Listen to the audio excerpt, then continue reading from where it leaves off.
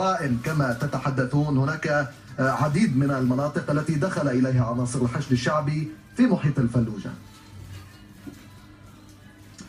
أستاذ علي، بداية أنا أتمنى أن يتم توزيع الوقت بشكل عادل بيني وبين ضيفك من بغداد، هذا أمر مهم جدا. ثانيا، لنتفق على أننا ضد أو لا نتفق مع كل من يقتل العراقيين، سواء كانوا المقتول من الشيعة أم من السنة، ولا نريد مزايدة في هذا الأمر. وأنا خطي معروف أنني ضد كل من يقتل العراقيين، ولا تغيظني موضوع انتصارات الفلوجة ولا غيرها، وإنما الذي يغيظني هو الجرائم التي ترتكب باسم التخلص من داعش. هذا مهم جدا. ينبغي أن لا نجعل من داعش شماعة لتنفيذ أحقاد طائفية يراد منها ضرب مكون معروف في العراق. طيب، اليوم حينما نتابع ما تسمى، طلبت حضرتك أن يتم توزيع الوقت. أنا أريد أن أتحدث. طلبت حضرتك أن يتم توزيع الوقت بتساوي. نعم. أنا سأطلب من حضرتك لو سمحت أن تجيبني على سؤالي. خلال الأيام الأربعة الماضية أنا سأجيب الآن. نعم. هل وقعت جرائم كالتي تتحدث عنها؟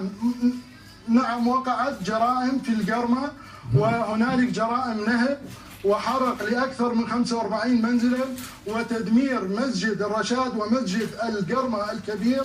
ورأينا كيف أن مقاتلي الحشد الشعبي كتبوا عبارات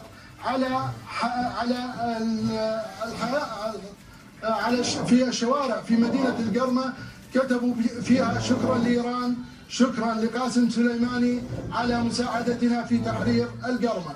وهذا الأمر اليوم تم تداوله في مواقع التواصل الاجتماعي. أولا نقول، هل أن الحشد الشعبي أسس بموجب فتوى السيد علي السيستاني؟ نقول، هل من الدين قتل الأبرياء؟ ورأينا كيف أن مقاتلي الحشد الشعبي قتلوا أكثر من شخص على اعتبار أنهم من داعش، وعلقوا رؤوسهم على مقدم السيارات. ورأينا أن الحشد الشعبي أجرموا في أكثر من مكان، في ديالى وصلاح الدين والقرمة وغيرها.